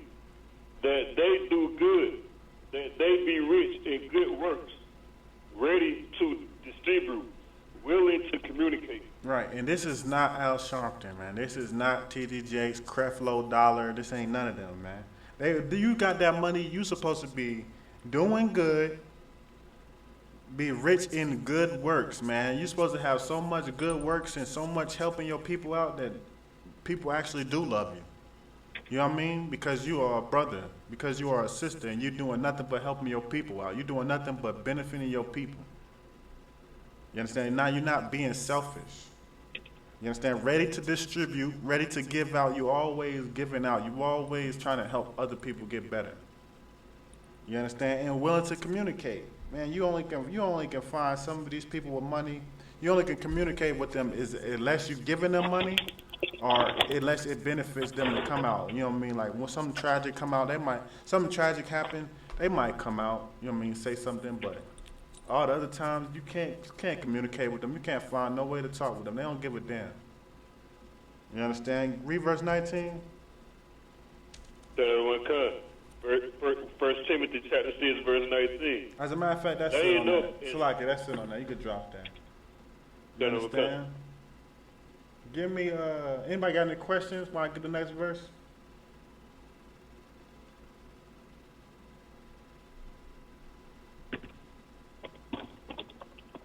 Give me, how could I forget this one? Give me Matthew chapter 26, verse 14. Give me Matthew chapter 26, verse 14. You said what? Matthew 26, verse 14? Yeah, Matthew 26 and 14. Another one comes. This is one of my favorite ones right here. This is another reason why you shouldn't trust people, you know what I mean? You shouldn't trust riches or, you know what I mean, money, none of that. You shouldn't put your trust in it, man. You understand? Even rich people, because this is the mentality that the rich people got. This is, you know what I mean? A lot of people already know, everybody should already know this. He says is money the root of all evil. Hold on, give me one second, I got a question online.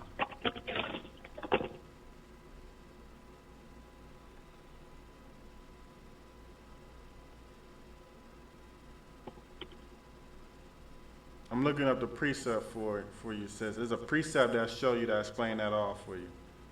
Yeah, give me actually go back to 1 Timothy. Give me 1 Timothy 6 and 10. Hold that where you at and give me back to 1 Timothy 6 and 10. I got a question online. 1 Timothy chapter 6, verse 10. For the love of money is the root of all evil. Right. So when you say is money the root of all evil? No, money is not the root of all evil. Like I said, it's in the Bible that money can be a tower of defense. But what is the root of all evil? Read that verse again. For the love of money. For the love of money is the root of all evil. Money itself is not evil. Money can't do bad. Money cannot do bad. What did money do? Why is money evil? Why would money be evil? Money didn't sin. Money didn't disobey the Lord. Money is just a piece of paper. You know what I mean? Or silver or gold. That's all money is. So money is not the root of all evil. The love of money is the root of all evil. People who love their money, that is the root of all evil. You understand? That's when you'll find out people doing all that they want to do just because they got to get money. So I hope to answer your question, sister. So it's just like I said, there ain't nothing wrong with making money. You know what I mean? You can make money. If you can make as much money as you can, make as much money as you can, because it say in the Bible, like I said, money is a tower of defense. It can be used to help your people. It can be used to help your family. You know what I'm saying? But when you start to love it, then that's when it's the root of all evil. And so that was a good question. Dawada for that question. That was a good question. Keep reading on this verse, though. We're going to get the rest of this verse. Another one comes, right? 1 Timothy chapter 6, verse 10. For the love of money is the root of all evil, which while some covet after, they have erred from the faith and pierced themselves through with many sorrows. Right, which while some coveted after, meaning that they was hoarded, they was going, coveted means like when you, let me get the exact definition. Let me get the exact definition for it. Give me 1 second.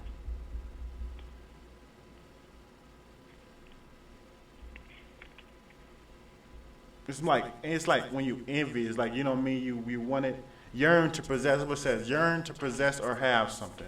Covet. You understand? Many was yearning. They was doing what they can to possess money, doing what they can to get money. You understand? That's where it comes to where you're losing your integrity to get money because you coveting money. You don't care what it takes to get it. You just want to get it, and you'll do whatever it takes to get it.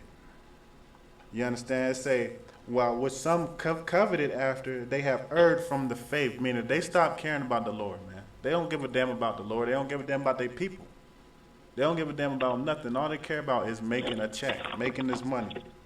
You understand? Pierce themselves through with many sorrows. You come to find out that you even hear people come out every other day saying stuff about it, like how they want their life back or how they miserable. Like a lot of these celebrities and stuff be damn miserable, man. You understand? Because they done brought sorrows on themselves by coveting money, by giving up their integrity, by selling their bodies, selling their freedom just to have money. You know what I mean? And that's what it'll do to you. You'll find yourself in a trap to where you don't know how to get out of. People like a lot of rappers nowadays find themselves in a 360 deal to where they damn near not making. They think they're rich, but all the money or the income that they're really bringing in, they're not even getting like 10% of it. You know what I mean? Living miserable, man. You understand? But you got that verse. Give me Matthew 26. We're going to go back to the Matthew 26 and 14. Salakia, sir. Go ahead. I had a question with the first part of verse 11 right there where it say, that thou, O man of Yahweh, fly these things. Fly. What's the interpretation of that? Fly these things. What is that? You said what? You said, but thou, O man of Yahweh, flee these things? Oh, flee. Oh, Salakia. I thought it said fly. Salakia. Yeah, it said flee. I mean, you know what flee means. It means to just leave these things. Don't covet after money. I misunderstood the pronunciation of the word slug. Oh, okay, yeah, no sweat. Yeah, it say flee. Yeah, no sweat. Yeah, give me Matthew 26 and 14.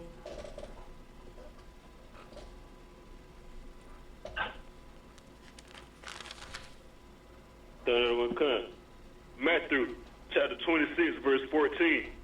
Then one of the 12, called Judas Iscariot, went unto the chief priest. Iscariot, Salakia.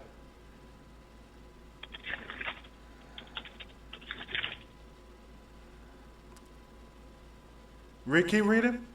So we know this is Judas. 15, and said unto them, what will ye give me? And I will deliver him unto you. And they covenanted. Covenanted. It's like a covenant. You know what I mean? Make an agreement. It's like they came with an agreement. For 30 pieces of silver. Right. You understand? Now this is Judas, and he's talking to the Romans. You understand? Because they looking for Christ. And he said, and the first thing he said was, "What will you give me?" Meaning, he was willing to sell out Christ. You understand? If somebody's willing to sell out Christ, it's the same spirit on brothers now, man. They willing to sell out their brothers for money. And so he said, "What would you give me?" That's your Jay-Z, man. You understand? Okay, I'll pacify black people, but what would you give me? Okay, I can have some businesses going on with the NFL. I'm in partnership with the NFL. Okay, bet, I'll do it.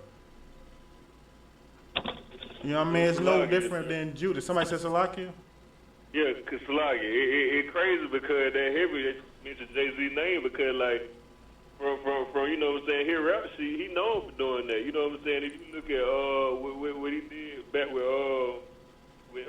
dang, what's the name of the record label that he was?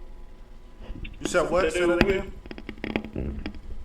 Jay-Z and the record label that he had with Rock Nation or something like that? Yeah, he did the same thing then, you know what I'm saying? Sold him out then, like how he just did with Jermaine Dupri, told Jermaine Dupri don't do it, but you know what I'm saying, backdoor Jermaine Dupri, you know what I'm saying, Salaki. That's exactly right, man. You understand? Salaki, sir. Somebody said Salaki, go ahead. Cut off one cut. Jay-Z just like Martin Luther King, you know what I'm saying? He gonna get his, you know, don't worry about it. Exactly, man. If you ever see anybody who betrayed black people or was a detriment to us, you will realize that they was given something by the oppressor to do it. They didn't just do it off of free will. They had a covenant, an agreement that they was going to get this, and they was willing to do it for that, man. You understand? That's what money does for you. That's what the love of money does for you. It's not money itself. The money didn't do nothing. The money didn't make him sell out Christ. His love for it did. You know what I mean? Because he loved money, he wanted to get 30 shekels of silver, man. You sold out the greatest man to ever walk the earth. You know what I mean? Imagine that. The greatest man to ever walk the earth. And said, our king, he sold him out for 30 shekels of silver. It was Matthew 26 and 14, going to 16. Go ahead, somebody said Salakia. Yes, sir. It's so heavy. You said that about, you know, selling somebody out, you know, talking about. James Brown made that song, and he said, sold me out for chicken chain. He said, sold me out for what? Chicken chains. You know what I mean? You know, talking about that kind of, you know, any Christian pastor, you know what I'm saying, I call them the Pharisees, Sadducees. Any one of them, you know what I'm talking about, they're preaching that Christianity garbage, you know what I'm saying? They sold out Christ for chicken chains. You know? Exactly, man. They need their head cut off. Exactly, man. You understand? You selling out for you know what I mean? Something simple, man. It ain't even like you about to be rich. But that's what they were, and that's $1 million. You know what I mean? $1 million, it really ain't nothing. Like when I say it's not nothing, I mean obviously it's something to us. You know what I mean? If any of us had $1 million, we rich. You know what I mean? But if you really think about it, there's billionaires on this earth. There's millionaires, damn near almost trillionaires on this earth. You know what I mean? That $1 million is not a lot. It's not. It's not to them. That's why they wanted to give it to you, because it's actually not a lot. You know what I mean? That's why it's so important that, you know what I mean, to realize not to covet money, because, you know what I mean, you'll find yourself selling out your brothers. You'll find yourself doing things, you know what I mean, saying things online. I don't want to be, you know what I mean, I don't want to be specific, but, you know what I mean, you'll find yourself saying things online like, if somebody got a warrant, we'll call the police on them and get them locked up. They could have a reward for them. You know what I mean? We can use that. Like, what kind of nonsense is that, man? You willing to give a brother up and snitch, not even give him a chance to repent. I mean, it's like, I don't like using that word. Not giving him a chance to change, you know what I mean, follow the Lord, you understand, and change himself and come into the truth. But you was willing to give him up ASAP, just, you know what I mean, snitch and all that in the third, just for some money? Just for a reward? I mean, how, like, even when you know what I mean, if somebody's seen it, they probably know exactly what I'm talking about. But even when you hearing that, it gotta come to your mind like Judas. You know what I mean? Like, how could it not? Like, oh, you gonna snitch just to get some money? And you want to try to counsel them, you want to try to help them out, you want to try to do none of that. It's just snitch and get the money. You know what I mean? Like you said, yeah, that's weak minds, man. Yes, and that's people, more importantly, that don't care about their people, don't give a damn. They love is for money, man. It's not for the truth, it's not for the nation, it's for money. You understand? Keep going on that. What kind of sluggers? I have a question. Go ahead. I'm not too familiar with it, so Salakia, but if I could, is it also safe to say, I don't know where I heard it from, but is it safe to say like Judas also, you know what I'm saying, envied Yahweh because of Mary Magdalene? I don't even, you know what I mean? I ain't gonna say nothing on that because I don't know. I can get that for you and contact you later. I just think I heard that before. I wasn't clear on it. I'm not necessarily sure on that one. You understand? But I know it was for the love of money. I know that. You know what I mean? I know for a fact he did it for 30 shekels of silver. You understand? Looking to betray your people. It's going to read the next verse.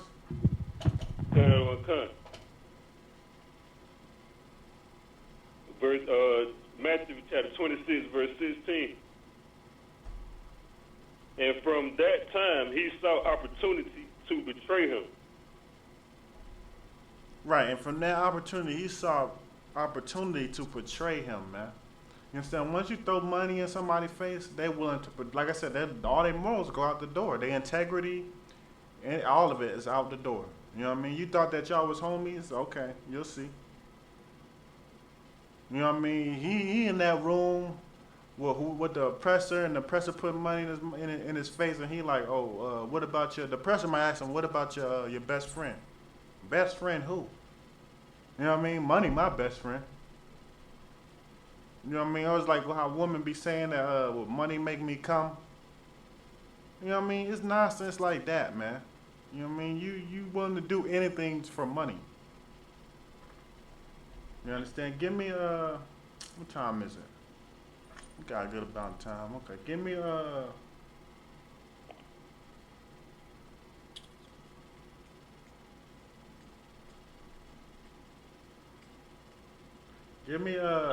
Ecclesiastes 7:7.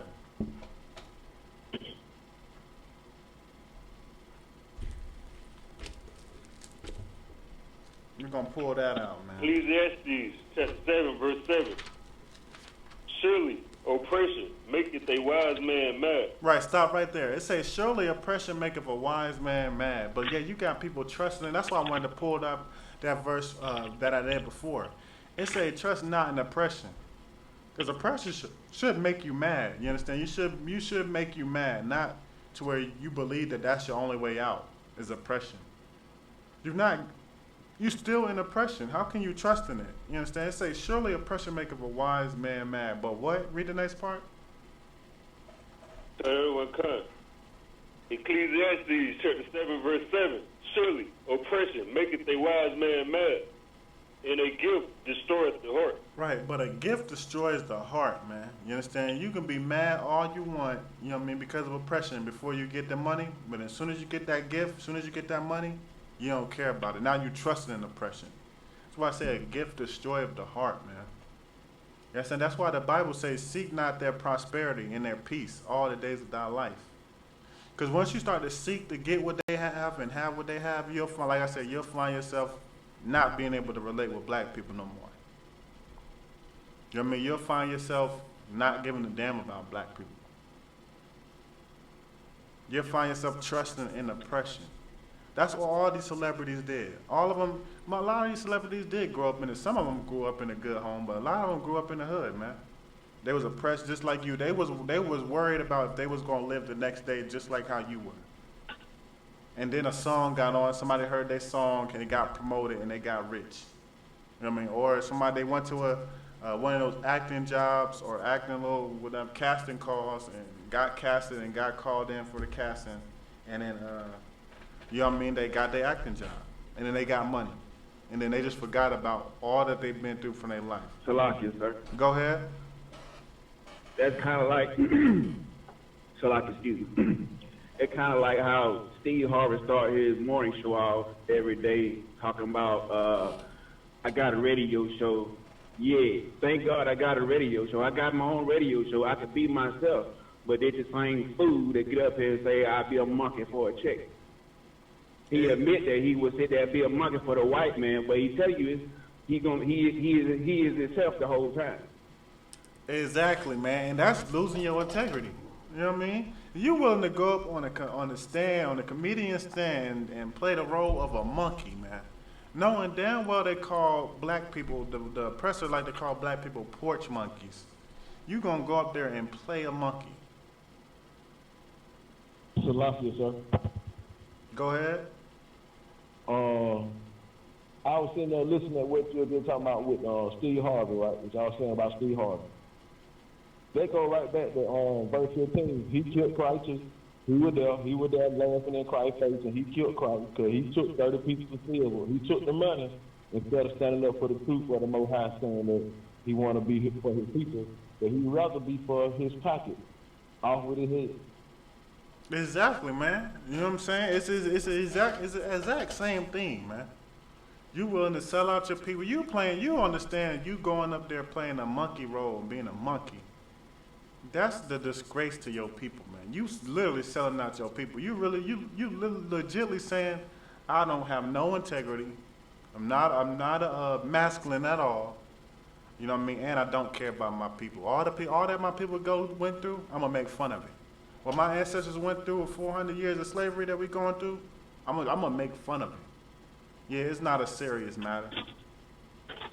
You know what I mean? That's what you're doing. Go ahead.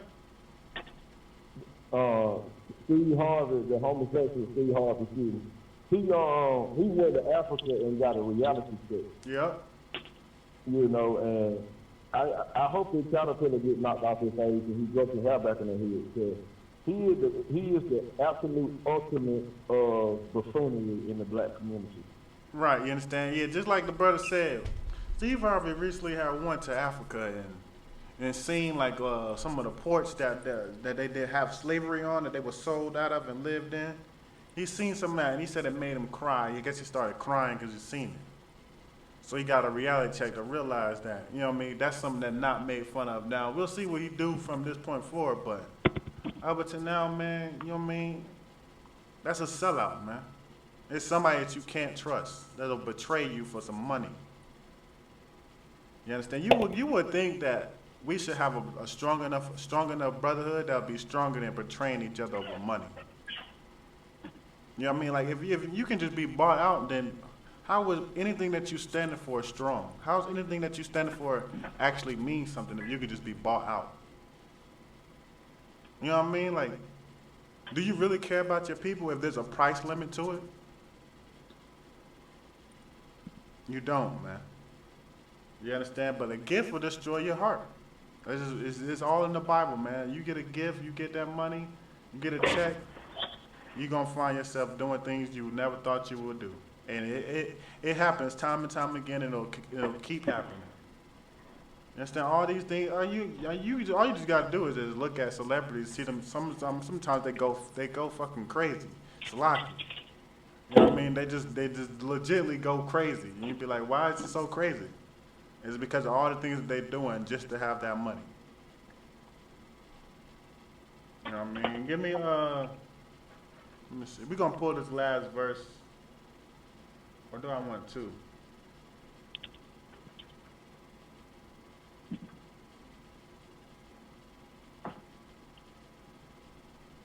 Hey, we're going to pull this last verse. Give me Revelations 2 and 9. You right about that, sis. That's another class that I can get into with Bree Haddock. You right, you know what I mean?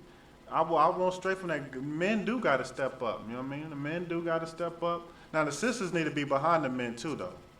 You know what I mean? Sisters need to be behind. She said, no disrespect, guys got to take charge. That's true.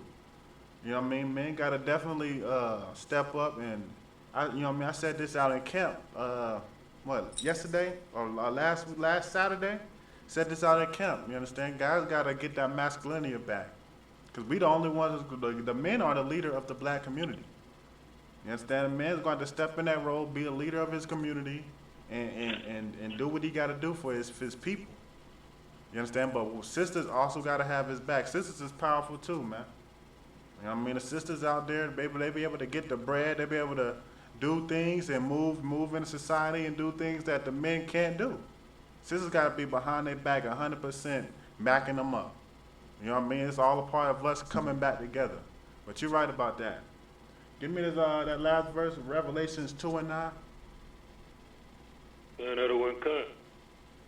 Revelation, chapter 2, verse 9. I know thy works, in tribulation, in poverty, but thou art rich. Select. Right, stop right there. It say, I know thy works and thy poverty, man. But thou art rich. What is this talking about? Anybody want to take a shot?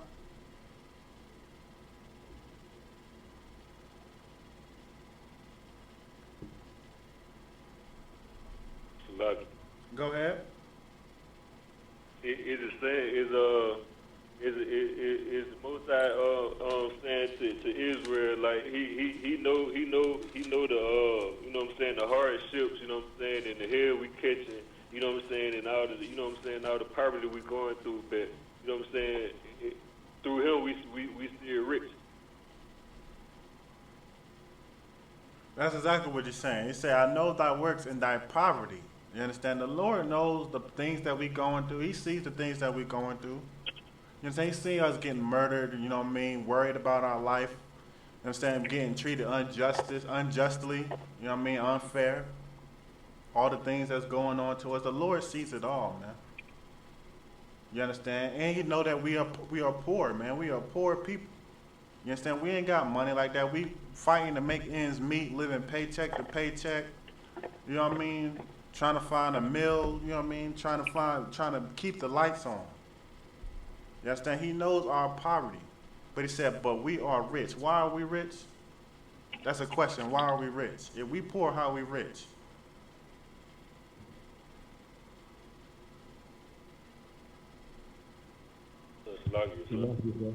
Let the second brother answer. We're rich because we have the faith. We have faith in the Most High, and plus the kingdom that is to come is filled with the riches that's going to be given to us by the other nations. We just got to be patient and wait on it. Exactly, man. We are rich because the kingdom was set up for us, man. You understand that, like this is something that we that's right, because we were chosen. This is something that we don't, you know what I mean, we really don't have a mindset of, or we don't really understand, you know what I mean, because a lot of us don't got it, you know what I mean. But when we born in the world, we don't have an inheritance, you know what I mean. Like we would think that we know. Instead, like when the oppressor, they have children and children, they money, they riches get passed down, back down to down to down, to where they really making their family more riches because it just the money just keep coming in. They got an inheritance. That's why you got some oppressors. You know what I mean? Some of the oppressors' children, they be damn waiting for their parents to die, or some of them even go to as far as to find a way to kill their parents for that inheritance. You know what I mean? But they got an inheritance. You understand? The money, the stuff that get passed down to them. But us, we would think that we don't have an inheritance because, you know what I mean, our father never, built nothing. He couldn't have a chance to build something. He was living paycheck to paycheck. So how are you going to have a chance to build something to pass down to us? You know what I mean? We don't know about an inheritance. But when we come to read the Bible, we come back to who we truly are according to the Bible, we'll realize that our inheritance is something that everybody wants and only us is getting it. Only us is able to claim it and get it. And that's the inheritance of Abraham, Isaac, and Jacob, man. You understand? The promise, the covenants. You understand? That's why we're rich, because we got the richest inheritance on earth. It's just we need to follow the Lord to get it. Like you said, we need to be patient, follow the Lord. But because you said be patient, what is patience? Like, what do you mean by being patient? I'm specifically looking for a verse. The brother that said, be patient. Good luck, sir. Go ahead. Would that be Revelation 13, 9, and 10, and 11? Right, that would be Revelation 13 and 10. Y'all got to look it up on yourself. You don't know it, but the patience of the faith and the patience of the saints is he that will go into captivity. He that leadeth to captivity shall go into captivity. Killed with a sword must be killed with the sword.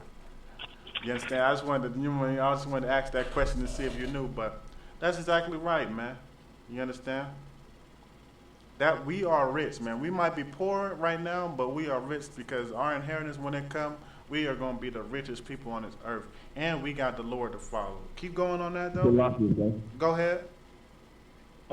It's a heavy to say that. Because when you look at black people as a whole, the house of Israel as a whole, when you look at the things that we have contributed to society as far as just throw the athletics out the window. Our people invented the refrigerator, the air conditioner, red light, cell phone, atomic bomb, atomic energy, the light, the filament inside the light bulbs, all those, everything that we use on a daily basis were invented by Negroes. That's damn right, So man. we are rich, but we don't get the benefits of it based on the curses of Deuteronomy chapter 28, 16 through the end. We're not going to see none of it until we come back to the house of Israel and to the law, statutes, and commandments of the Most High. We ain't going to see none of the riches. We can see it, but we'll never be able to put our hands on it. We'll never be able to use it for the benefit of our kingdom, because as long as the majority of the house is doing wickedness, God is going to keep it away from us. Right, and that's the curses in Deuteronomy, the 28th chapter, man. You understand? We should do a lot of things, but we won't be able to get the fruit of it. We won't be able to benefit from it, because it'll be you. Another nation shall eat it up, man. That's the Deuteronomy curses, but that's exactly right. Understand? Because we not following the Lord. You know what I mean? One of the stigmas that was put on black people is that we stupid, we lazy. Meanwhile, we done damn near invented everything that they use today. You know what I mean? We just don't get no credit for it. You understand? But continue with this last part, and we're going to go ahead and close up class. Just read that last part, after thou art rich. Revelation 2, verse 9. And I know the blasphemy of them which say they are Jews and are not, but are the synagogue of Satan. Right, you understand? That's why you shouldn't trust in oppression, because them people that you're trusting in is the synagogue of Satan, man. You understand? Like I said, man, you can't be trusting in people with riches and stuff like that. That's not going to, you know what I mean, benefit us. But ends up class. Anybody got any questions? Any questions or comments before we close out class?